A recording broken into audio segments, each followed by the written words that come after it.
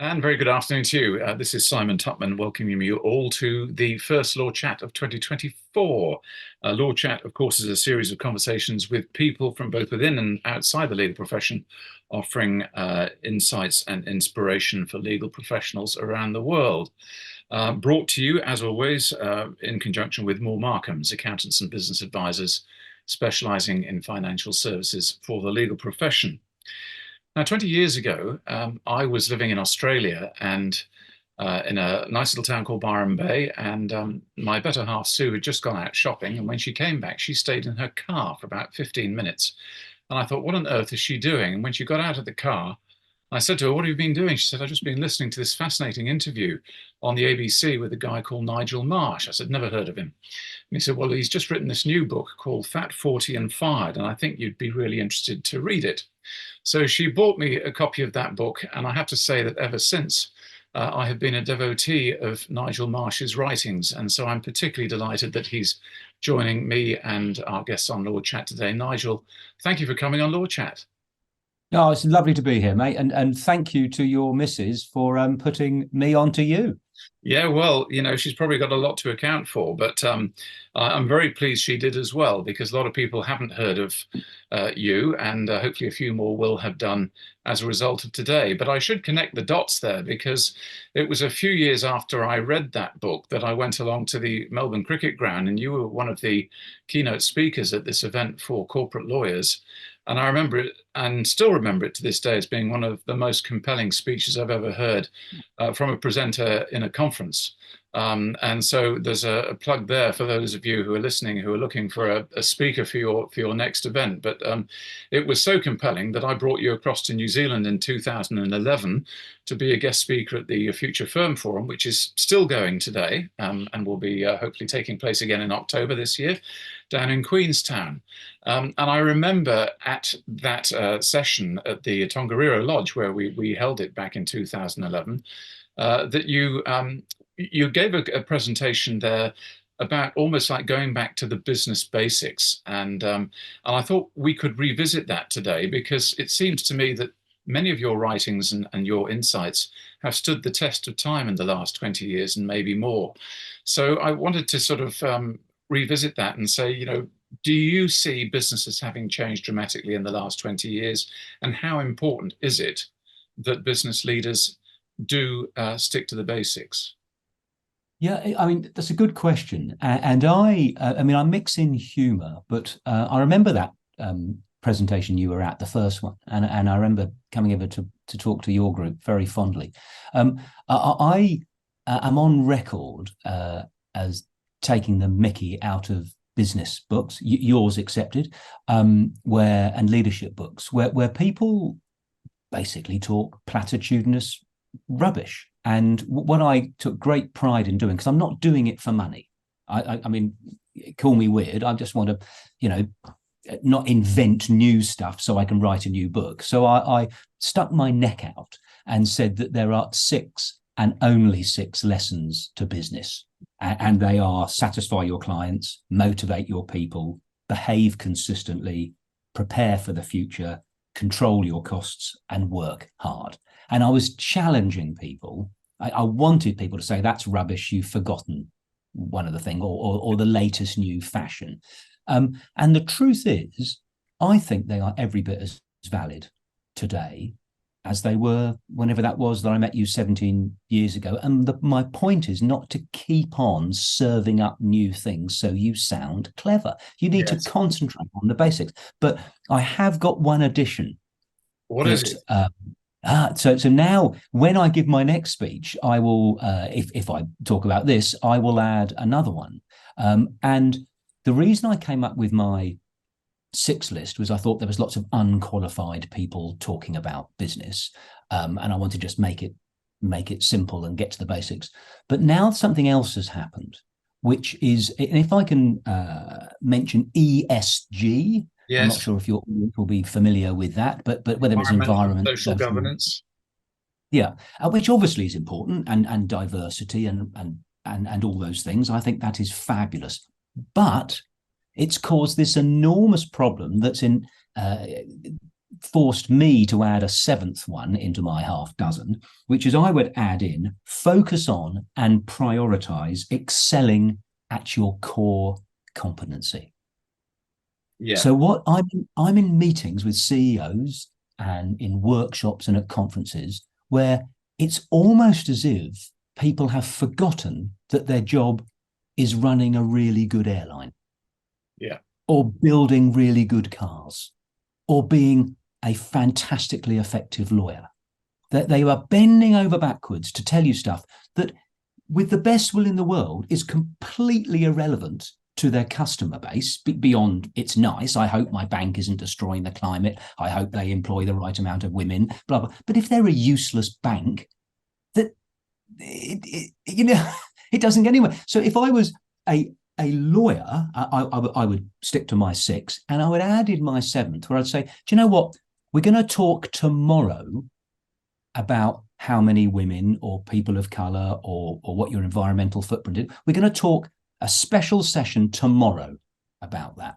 And today, I'd like to talk about what makes you a good lawyer. Yeah. What are the evidence points that you're actually better than the other lawyer? And you're not allowed to say, we've got a really good ESG score. Because quite frankly, I don't care, even though the thing on my background is a lovely lake. Focus on your core competency. Do you run a good cafe? Yeah, stick to the knitting, as they used to say. So let's provide some context for our listeners and viewers here today, because you were on the corporate hamster wheel, as you so described it, for a number of years, and there you were, sort of a mortgage slave with a young family, some 20 years ago, until you fell off and you lost your job. Tell us about that very briefly, because you were heavily involved in the advertising industry at that point. Yeah, I mean, I was CEO of a advertising agency that was the victim of a global merger, and I took a decision at the age of 40 that it's hard to express how foolish that was at the time, because I was a 40-year-old fat alcoholic unemployed advertising executive with 4 kids under the age of 6 in a country where I had no friends or family because I just moved there. But I made a decision. I didn't want the second half of my life to be a pale imitation of the first half. And you go, well, I've obeyed the rules and I've been good at my job, and look where that's got me, unemployed, and no one cares. So now it's going to be my rules. So I made a decision, long story short, to turn my life around in every way. I gave up the drink, I lost the weight, but I put the people and the things that I loved at the center of my life, not leading them at the edge. Now, at the time, I thought I'd never work again and I'd be living in a cardboard box, but I would be happy because I'd be authentic. What actually happened, without boasting, is I was more successful having made that decision than I was before it. So I went off and wrote 4 books that sold well, and I set up a podcast, an Earth Hour, and I'm run a consultancy, and and get asked to speak around the world. So it turned out to be the best thing. Indeed. And today now, you're still involved in helping organizations get clear about who they are and what their purpose is and what is important, and presumably implementing those 7, we can call them now, that you just referred to. But you mentioned there too that one of the things that you have done in the last 20 years is host the podcast series, that The 5 of My Life. And it's a wonderful series. I feel very much like, I'm sort of turning the tables on you, because this is effectively what you do for your guests, and what a variety of guests you've had. You've had millions of listeners and thousands of subscribers, including former prime ministers, authors, journalists, sports people, and the like, and even the odd lawyer. I understand that Julia Gillard was possibly one of your interviewees somewhere along the way there. But there must have been some lessons, I'd imagine, that you've learned from hosting that series and conducting so many interviews with prominent people. Yes, I mean, I suspected you were going to ask that, Simon. And the truth is, I've done about 170 episodes to date, and every single episode has at least 2 learnings. So we haven't got time. I'd be here for 6 months, and your listeners would fall over from boredom. But what I thought I'd do, given that I'd have a Nigel 6, the half dozen, is I'd give you, if you'd indulge me, 5 of the lessons from Please. from like 5 different guests, but Yeah. every episode, has a lesson. The first one I would mention is the episode that was launched this morning. It's with a bloke called Tom Nash, and at the age of 19, the poor bastard had both his arms and both his legs amputated. Yet he is, 40 years of age, and he's gone on to build a wonderful life. And the lesson from him is a bit counterintuitive. As you know, I'm slightly contrarian. It was he. So this bloke hasn't got any arms, hasn't got any legs. And so you'd expect him to crap on about resilience. And he goes, resilience is not the answer. And you go, right, okay. And he draws the, I love it. He draws the analogy or the spectrum of being fragile, like a wine glass, being resilient, like a rock, and being anti-fragile, like a muscular system. Yeah. So just grinning and bearing it and getting through and enduring isn't the answer. Just maybe if you hate your life and you grin and bear it, that's not the best thing to do. You can grow, you can change, you can evolve. So from him, it's a really interesting lesson where you go, yeah, obviously you don't want to be a sook that can't cope with a bad day, but just stiff upper lip. No, I reckon learn from the hard times and evolve and change. So that's thing one in the episode that's out this morning. Yeah.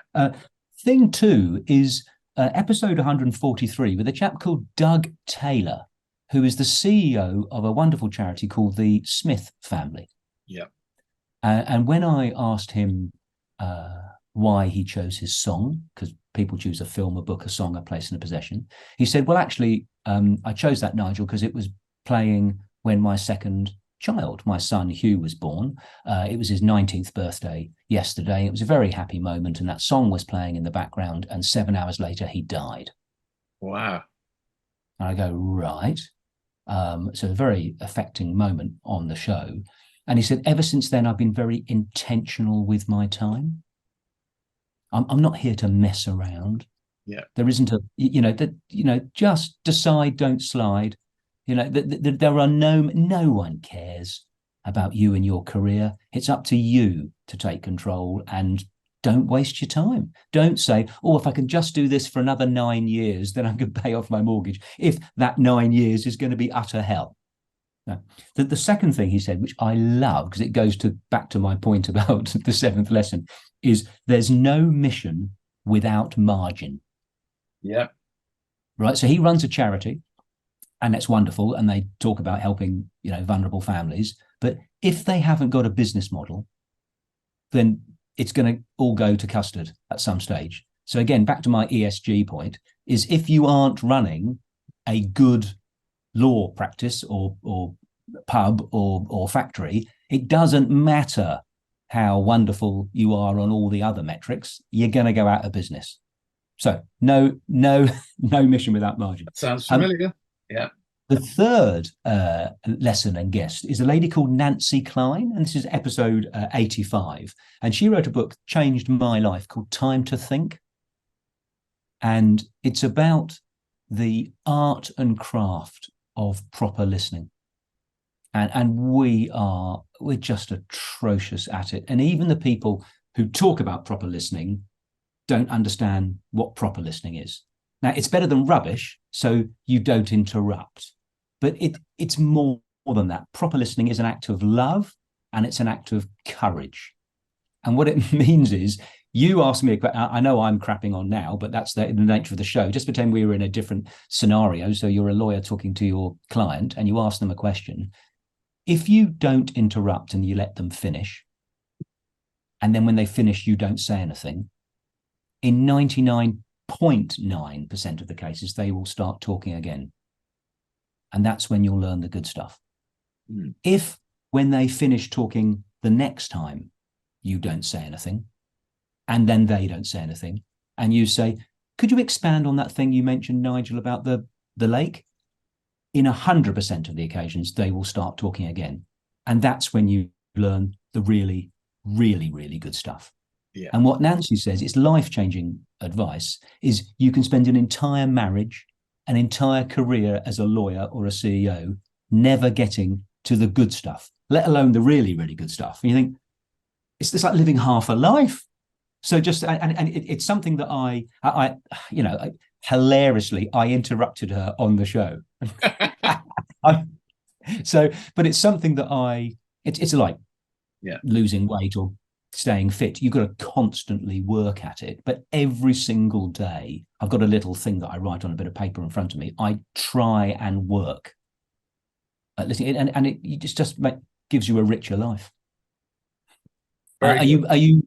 you on for two more, I'm or to the listening. first? I'm listening. Yeah.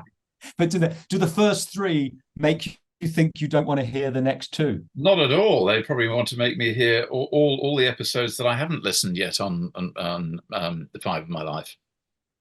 You actually froze a little bit there. Sorry. So the fourth one is with a lady called Bronnie Ware, episode 59. And she's the lady who was a hospice nurse and interviewed people on their deathbed for 8 years and asked all of them, what do you regret? And she wrote a very famous book. It went around the world called The Five Regrets of the Dying. And that's a wonderful episode. People, they're not messing around when they know they've only got 1 or 2 weeks left to live. They give interesting answers. So I recommend people listen to that whole episode. But she said something really, I think, should be told to the younger generation nicely, with empathy and love, which she said, life doesn't owe you anything. Choose not to be a victim. Yeah. And whether it's back to the first person I mentioned, the poor bloke without any arms or legs, there is, I think, because the world in the main is progressing and getting better. I know for some people they go, what do you mean? Look at Ukraine, look at the Middle East. No, I go, but in the main, if you take a century's view of it, life expectancy is not 28, it's 88, the health, the technology, is because things in the main are getting better, especially for the type of countries that you and I live in. And people haven't been forced to go to a war. And in the main, child mortality isn't hideously high. You can sort of fall into a attitude where other people, especially the government, have a job to make sure you don't have any problems. And you go, well, that's just not the way it is. Life is constant whitewater. And it's up to you, Simon, to make the life that you, Simon, want to live. And it's up to me, Nigel, to try and make the life that I want to live. Now, obviously, it's nice if governments and partners and companies, want to row in and help you. But in the main, that's not their job. So if you're in making a law firm that you don't like their values and you're not the CEO of that law firm, well, it's up to you to take action rather than hope that one day they're going to wake up and want to be different. Well, they probably aren't. No. So I just think it's a really, on your deathbed, if you can sit around and say, oh gosh, well, I wish the government helped me more. It won't. No, it's personal agency. And then the fifth episode 145, is with a bloke called Sean Turnell. And Sean was the economics advisor to Aung San Suu Kyi. Mm-hmm. And he was just nice little professor, wouldn't say boo to a goose. And there was a junta and the government changed and they decided he was a spy and they threw him in jail. Unbelievable, the poor bastard, 2 years in one of the worst jails in Asia, thinking every day he's going to be executed. And he's the happiest, loveliest bloke. He's out now. But I asked him the question that you just asked me, and he's such a thoughtful chap. And life can be stressful and pressured. And his advice is calm down a bit, always step back and see the big picture. And you think, the Somerset Maugham said this, was that the important truths are too important to be new. What people want and how you can build a career as a speaker or an author is come up with new stuff that's rubbish. Actually, the old stuff is probably, if you're in a really bad situation, it's probably better to take a breath and go, do you know what? I'm having a really bad day. I might be losing this court case or whatever else, but I've got my health. I live in a nice place. Sue and I are going to Italy, whatever it might be. It's just to calm down and go, this too will pass. So those would be just a tester, 5 of the lessons I take from Five of My Life. And each of those, you could talk about for half an hour anyway. I mean, some really good pointers there, and I think it's particularly important. I think they're important messages for anyone in business, but for our listeners who are lawyers, this is an environment, of course, where there are a lot of pressures and stresses and strains placed on lawyers. And when I first wrote my book in 2000, I talked there about the high levels of depression and substance abuse and so on impacting on legal professionals around the world. And here we are in 2024, Nigel, and I don't know that a huge amount has changed. And yet I still find there are many professionals who still struggle under huge pressure and expectation. And they get caught up in this almost like this career spiral. That's maybe the hamster wheel that you talked about, Mm. and they find it really difficult to get off. And Yes. I meet professionals who say, "How did you do it, Simon?" I mean, I just I was much younger then, but I sort of got to the stage where I thought, I'm not enjoying this. This is not a part of my life that I value. And I guess, we all go through periods in our lives where we hold the mirror up to ourselves and say, is this how I want to be and who I want to be? Which is, by the sounds of it, what you did, 20 years ago. And yet, school is never out. And what you've shared today is, some really valuable learnings that your guests have shared with you. And thank you for sharing them with us today. While we mention the five of my life, how can people listen to your episodes, by the way? Well, I mean, go to my website, nigelmarsh.com. But if Yeah. you type in the Five of My Life to any podcast platform or Google, it immediately comes up. Yeah. I also say, excuse me, I also say during Law Chat, if anyone is watching or listening live today, and there are a few, if you've got any questions for Nigel, hopefully you might be happy to take some. Normally people just like to listen and they don't ask any questions, they leave that to me.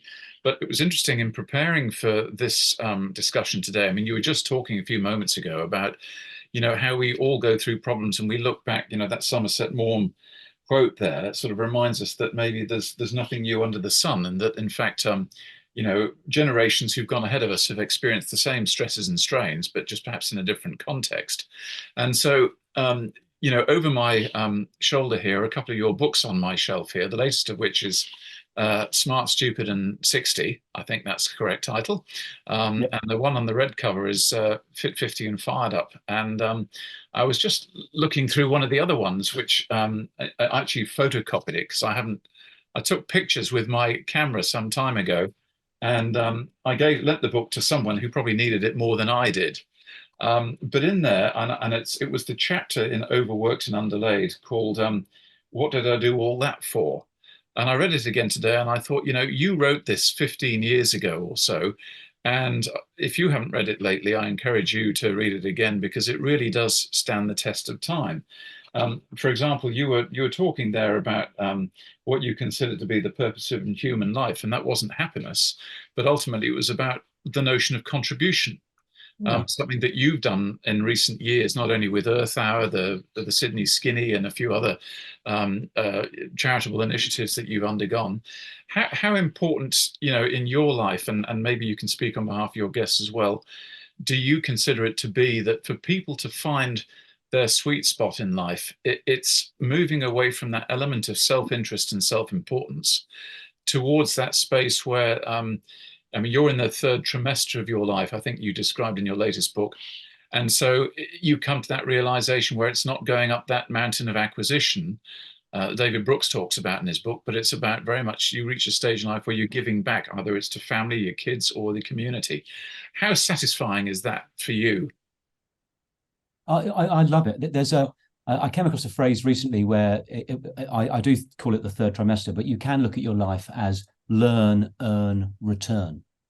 Yeah. And that doesn't mean, I think there's a danger in people, getting a little bit too up themselves. It's not about curing cancer or saving the planet. I mean, lovely though, if you could, but if you are happy in yourself and your values, and you look after the people that you love, you don't cause anyone else any problems, and you nudge the peanut forward just a millimeter, that's more than 90% of everyone else, I would suggest.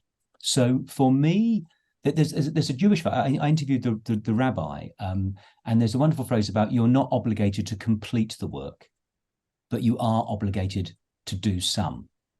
Mm. And so I'll give you an analogy, which is deliberately trivial, but every single day, and I've done it this morning, I pick up 3 pieces of someone else's litter Yeah. every single day. Now, trust me, Simon, that is not going to solve the environmental crisis, but it's not going to harm. And it's something. And maybe if I pick up 3 every day, some days I pick up 33. And so just, do you look at life and go, do you do anything for other people? It's quite a good question. And Yeah. if the answer is a blank no, that's fine, but maybe you could raise your game. Yeah. Definitely.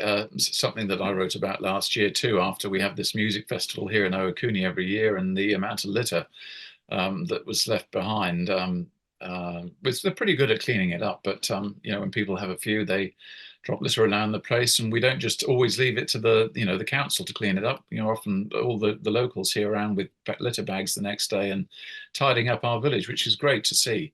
When you first wrote your first book, Nigel, 20 years ago, you had 4 kids under the age of 8, as I recall. They're now all growing up and leading their own independent lives. My work with a lot of lawyers is very much around the next generation of emerging leaders and the kind of advice that they're looking for, the kind of mentorship they're looking for that I didn't have as a baby boomer. What advice might you have to share with viewers and listeners about educating, encouraging, and bringing through the next generation, be they parents or be they younger people working in their businesses? Yeah, gosh, what a great question. And all 4 of mine have left home, and very happy for them. It's attend to the practicalities of life. The truth is, you're going to have to work very, very hard at something that might not be as fortunate as you and I now, at something that's your ideal passion. So not to fill their heads with unrealistic dreams. At the same time as saying, stay curious and trust that little voice inside you, where if you look, for me, I was working at ad agencies, looking at the people above me, thinking I don't admire or covet any of their lives. Mm. So you haven't got to, whether you're a vet or a banker or a lawyer, if you're in the industry and think, I'm not sure I really like this and where it's going, that's not shameful. But wind your neck in, start, do things, earn enough money to pay for yourself. Don't be a burden on society. But then as you go through life, if you don't like the way mum and dad have organized their life, or your boss has, you haven't got to live the same one. Decide, don't slide. Don't let other people. So you're running a different life than many of your lawyer colleagues, I imagine, because you had the courage to break away. I'm leading a different life. That doesn't mean throw everything away. If you want a conventional life, that's perfectly fine. It's about conscious choice. Think about it. Don't just be an automaton walking towards the grave slowly. Lovely piece of advice for the youngsters. I can't let this interview conclude without asking you about your TED Talk, which last time I looked had something like over 5 million hits. And if there's one thing that I always took away from that 15-minute talk or 12-minute talk, whatever it was, it's that the small things matter. Now, when you reflect on that talk, which I think you gave in around 2005, 6 maybe? 2010, yeah. 2010, was it? I don't know if you've looked at that again, but I would imagine that stood the test of time as well. It's the most remarkable thing in my life, Simon. I get emails every single week from countries I've never been to telling me they love the speech. It's no less relevant now than it was then, because back actually to our first conversation is the important truths are the important truths. Now, obviously, you've got to stay up. One of my 6 is prepare for the future. So you'd be a moron if you're not across AI and all the wonderful stuff, but that's not the core of your business. Mm. If you know about AI and you're all on top of it, but you're a useless lawyer, you're still a useless lawyer. So for me, it's attend to the basics, look at all the things that are developing, but still stick to the stick to the truths that your granny said. Yeah, that's wonderful. Hey, Nigel, look, we've our 30 minutes is up, but can I just say it's been great chatting with you again. And thanks for coming on Law Chat. Thanks for sharing those lessons in life, which I think if we look back on this interview in another 20 years' time, if I'm still alive then, or we're still alive, will probably stay there still as true in 2044 as they are in 2024. So once again, thanks again. And for the viewers, thanks for tuning in. And I'll be back next month with another Law Chat. But for now, Nigel Marsh, thank you very much. Take care. Lots of Absolute love. pleasure. Thanks, mate. Take care. Bye bye. Bye bye, everyone.